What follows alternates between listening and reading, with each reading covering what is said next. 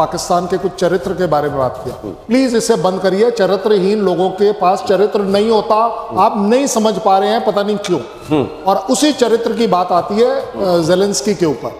तो सर दोगला है तो चरित्र नहीं कहेंगे उसको आप, सिर्फ ये कहें तो फिर वो चरित्र नहीं है, दोगला है वो बस। और कुछ है ही नहीं। हाँ सही बात। नमस्कार, बहुत स्वागत है आपका। आप देख रहे हैं प्रतिशोध और आप देख रहे हैं मैं अपने सीनियर्स के साथ यहाँ पर पूरे दल बल के साथ, वॉर वेटरन्स के साथ मौजूद हूँ। एयर मार्शल पीके श्रीवास्तव मेरे साथ मौजूद हैं, मेरे साथ कर्नल साहब मौजूद हैं जो हमेशा सीरियस नोट पर अपनी बात कहने के लिए जाने जाते हैं। कमोडोर साहब मेरे साथ जुड़ चुके हैं इस चर्चा में, बहल साहब। लेकिन इससे पहले कि मैं आगे बढ़ूं आपको एक बात बता दूं, पाकिस्तान का चरित्र आप लगातार देखते रहते हैं ना, उसमें एक और इजाफा कीजिए जानकारी में।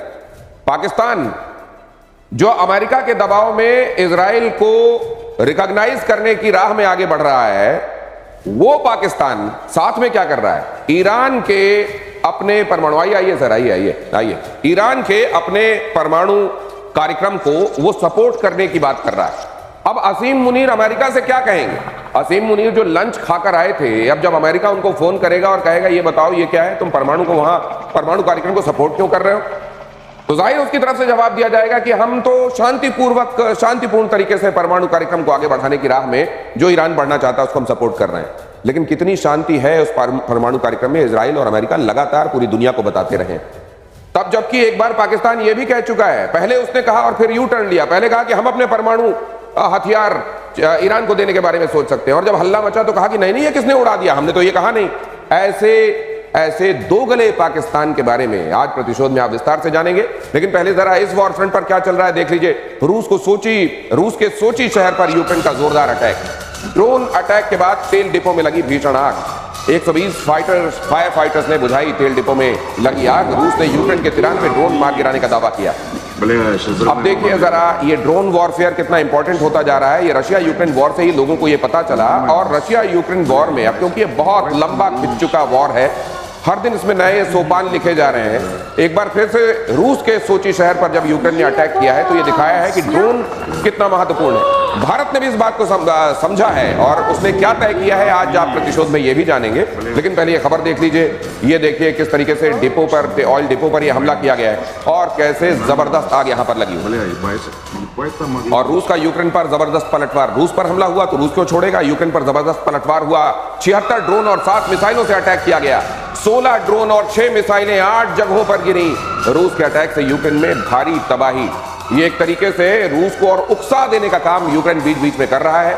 अगर सोचते भी होंगे कहीं व्लादिमीर पुतिन की चलिए अब शांति की तरफ बढ़ा जाए, तो इस तरीके की उकसाहट जो है वो फिर से उनको ये याद दिला देती होगी कि किस तरीके से रूस के लिए एग्जिस्टेंशियल थ्रेट हो सकता है अगर उन्होंने इन सबको काबू नहीं किया। नेटो को लेकर ये नेटो की जो होड़, यूक्रेन के शामिल होने की रट कि मैं भी नेटो में शामिल होऊंगा, इस बीच रशिया का ये कहना कि मेरे लिए एग्जिस्टेंस का मसला है, और यहां पर ये सब। मेरे साथ जो मेहमान जुड़े हुए, आइए इसको समझते हैं, इसको डिकोड करने की कोशिश करते हैं इस लिहाज से कि क्या ये अब ये परपिचुअल जो माने जाने वाले वॉर कहे जाते हैं कि ये तो चलता ही रहेगा, ये तो नासूर की तरह है जो रिश्ता ही रहेगा, क्या सर उसी में इसको शामिल कर लिया जाए? कुछ हद तक आप शामिल कर सकते हैं, लेकिन यहाँ पर जो यूक्रेन दिखाने की कोशिश कर रहा है दिनेश, वो ही दिखाने की कोशिश कर रहा है कि अगर मुझे आपने हथियार दिए तो मैं उन हथियारों से डीप रशिया में अटैक कर सकता हूं, और अपनी एक एसिमेट्री जो होती है कि अगर मेरे पास जहाज नहीं है उस तरह के, मेरे पास उस तरह के मिसाइल्स नहीं है, तो ड्रोन्स का मैं इस्तेमाल कर सकता हूं। इसमें एक बात बहुत उभर के आती है कि लॉन्ग रेंज ड्रोन्स का इस्तेमाल हो रहा है जो अनडिटेक्टेड रिफाइनरी के ऊपर गए हैं और वहां आग लगी है बहुत जोर की।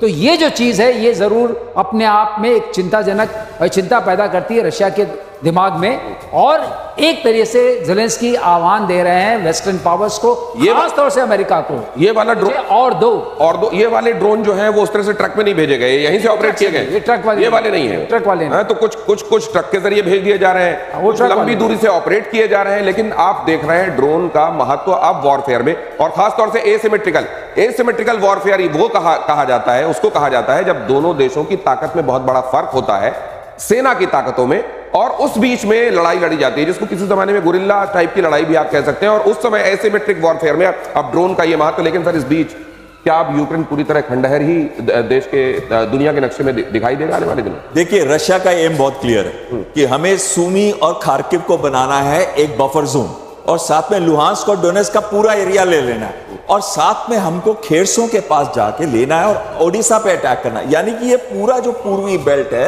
वो अपने पास लेना चाहते हैं, ताकि नाटो में ये नहीं जा रहा, ये तो सहमति है, लेकिन नाटो कितनी दूर रहेगा और यूक्रेन के बीच में और रशिया के बीच में एक बफर बन जाएगा, वो ये चाहता है। यानी कि 25 से 30% के करीब जो इनकी जमीन है, टेरिटरी है, क्रीमिया को मिला के वो अपने पास चाहता है। लेकिन इसका यह मतलब नहीं है कि वो किसी नाटो देश के साथ लड़ाई करेगा। वो कभी भी 32 देशों के साथ युद्ध नहीं करेगा। वो कोशिश करेगा कि जब इस लेवल पे आ जाता है, तो अभी अमेरिका का रिप्रेजेंटेटिव जा रहा है और कुछ ही दिनों में जा रहा है, 8 अगस्त से पहले जा रहा है। तो अब ये ऐसा माहौल बनाया जा रहा है दोनों तरफ से। अगर आपको पिछली बार की शांति वार्ता, लेकिन सर मुझे एक पैटर्न दिखाई देता है। पहले ये प्रोवोकेटिव कोई एक हमला किया जाता है यूक्रेन की तरफ से, रशिया उसके बाद आग बरसा देता है यूक्रेन के ऊपर, और अगले दिन डोनाल्ड ट्रंप सामने आते हैं और कहते हैं कि मैंने 50 दिन का टाइम दिया था, सुन नहीं रहे हैं, इनके ऊपर और खतरनाक सैंक्शंस लगेंगे और इनको और ज्यादा कॉन्सिक्वेंसेस भुगतने पड़ेंगे। क्या यही एक बार फिर से दिखाई देगा? ये खबर देखिए जरा, वॉर के बीच पुतिन को ट्रंप का अल्टीमेटम देख लीजिए। 8 अगस्त तक शांति बहाल करने को कहा, हल नहीं निकला तो नए प्रतिबंध लगाएंगे, ट्रंप ने कहा। ये हर दिन, अच्छा मुझे एक चीज और लगती है, ये एक कोई डेट दे देने से कर्नल साहब एक साइकोलॉजिकल प्रेशर बनता तो है, लेकिन पुतिन उन लोगों में से नहीं है जो डेट देने से साइकोलॉजिकल प्रेशर में आने वाले हो। ट्रंप को ये बात अब तक समझ लेनी चाहिए। जय हिंद, नमस्कार। मैं आज आपसे पहली बार बड़े सीरियसली डिफरेंस पर हूं और वो मेरा डिफरेंस है, आपने शुरुआत में पाकिस्तान के कुछ चरित्र के बारे में बात किया। प्लीज इसे बंद करिए। चरित्रहीन लोगों के पास चरित्र नहीं होता, आप नहीं समझ पा रहे हैं, पता नहीं क्यों। और उसी चरित्र की बात आती है जेलेंस्की के ऊपर। तो सर दोगला है तो चरित्र नहीं कहेंगे उसको आप, सिर्फ ये कहें तो फिर वो चरित्र नहीं है, दोगला है वो बस। हाँ। और कुछ है ही नहीं। हाँ सही बात, सबसे बड़ी बात ये है। नहीं, और वही चरित्र जो अब आप बोल रहे हैं ना, वो अब आप जेलेंस्की में देखिए। लिया, पाया क्या, खोया क्या, तूने अपना देश गंवा दिया। इस समय तेरा अपना एस्टिमेट है कि 70 से 80% मेरा देश टूट गया और टूटता चला जा रहा है। पीस की बात, अरे तुम यूएस के कहने में, ट्रंप के कहने में आ गए, कोई बात नहीं। मिली तुम्हें क्या नेटो की सदस्यता? बनाया उसने आपको। इसको बोलते हैं चरित्र, कि आप इतने ज्यादा गिर गए अपने आप कि आपने अपना कंट्री लुटवा दिया। और जो चरित्र आप पुतिन की बात कर रहे थे कि पुतिन प्रेशर में आ गए, आए ना प्रेशर, किसने मना किया? 100% पुतिन अंडर प्रेशर, और अब वो दिखा रहा है कि मैं प्रेशर में काम कैसे करता हूं। ये जो काम चल रहा है ना, ये पुतिन के प्रेशर का काम है। लेकिन मुझको एक चीज और लग रही है सर, आने वाले दिनों के लिए नजीरें बनेंगी कि सैंक्शंस का जो हवा है वो ना दिखाया जाए दुनिया को। ये नजीर क्या बनेगी, बन गई है। अब इनके सैंक्शन से कौन डर रहा है? अभी तो कनाडा के प्राइम मिनिस्टर ने भी कह दिया कि आप सैंक्शन लगाओगे, हम भी लगाएंगे। अब वो जो जमाना था, उन्होंने कहा ना कि हम अपने इलेक्ट्रिसिटी जो आपको दे रहे हैं उससे 25% हम भी लगा देंगे। इलेक्ट्रिसिटी जाती है यूएस में कनाडा से।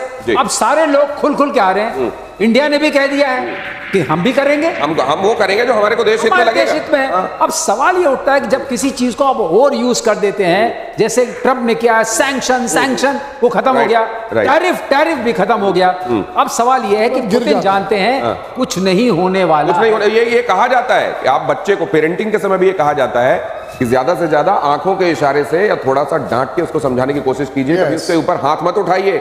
ऐसा ना हो कि वो फिर आपका किसी भी तरीके से लोड लेना बंद कर दे। अब ये लोड लेना बंद कर चुके हैं पुतिन, और बाकी दुनिया भी इसी राह में। और खार्किव में ही यूक्रेन ने बरसाए बॉम्ब, देखिए जरा। MiG-29 फुलक्रम फाइटर जेट से मलिनिवका इलाके में अटैक, रूस के अस्थायी ठिकाने को बनाया निशाना।